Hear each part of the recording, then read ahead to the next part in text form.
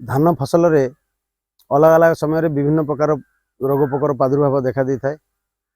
यार निराकरण करने पूर्वर आमे ए रोग कहीं होता है, क्यों समय होता है और क्यों परिस्थिति होता है एवं ए रोगर बाहक किए एवं जदि पोक होता है पोकर जीवन चक्र विषय संपूर्ण जिनस जानिबा दरकार।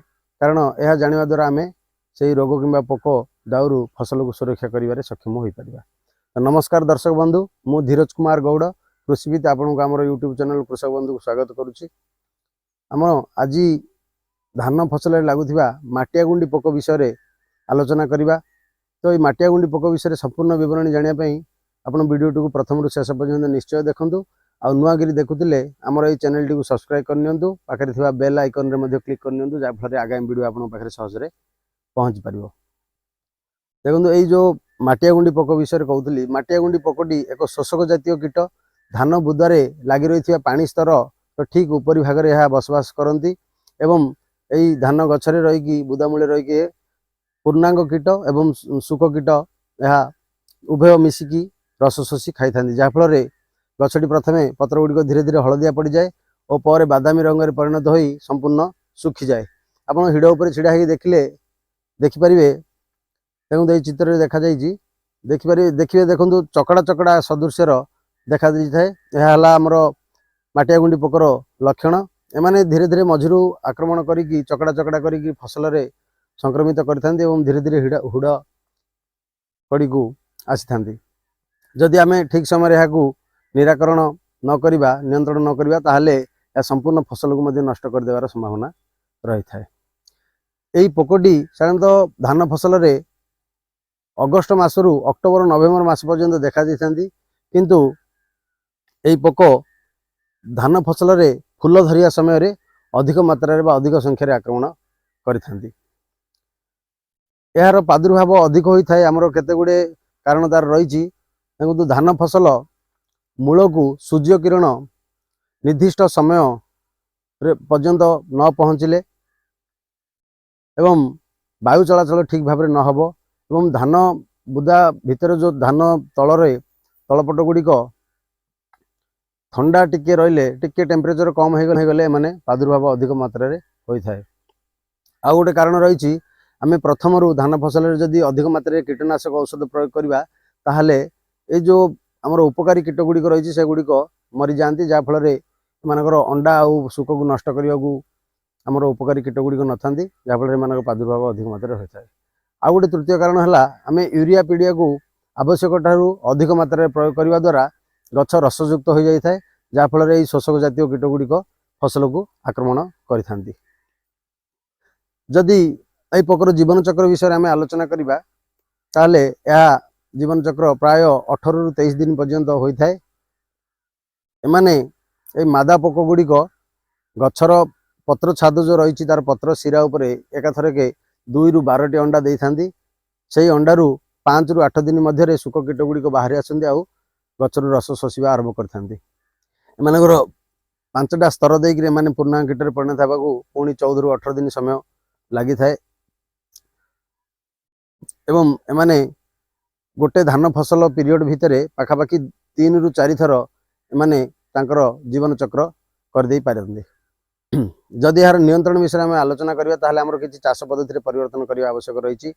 जमिति आमे गहलिया करी न रोई पतला करी रोइबा, धाड़ी रुआ कले सबुठु भल। धाड़ी रुआ करले आमे पूर्व पश्चिम दिगरु धाड़ी तैयार करबा, जाफल सूर्य किरण अधिक मात्रा रे मूल को पहुँच पार और वायु चलाचल ठीक भाव में हो पार।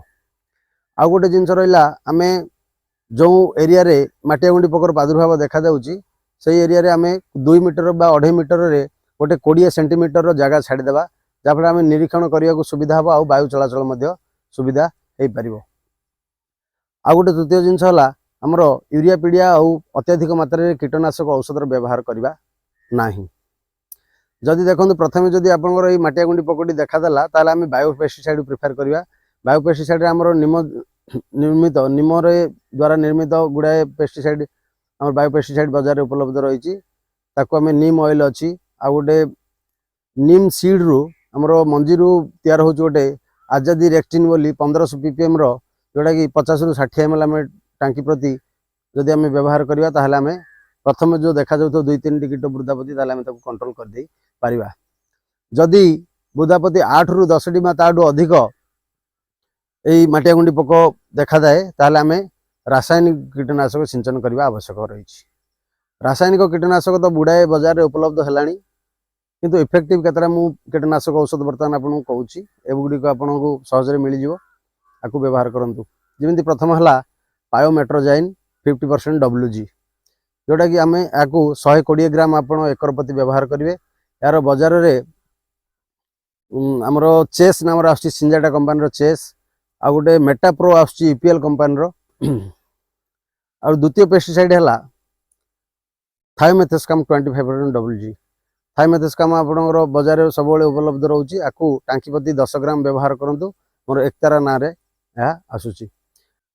आमर तृतीय है डाइनोटोफोरन 20% SG जोटा कि आमर 80 रु 90 ग्राम आप एकर प्रति व्यवहार करूँ। जोटा कि आमर ओसेन नाम पेस्टिसाइड इंडिया टोकन नाम इंडोफिल कंपानी आसूची।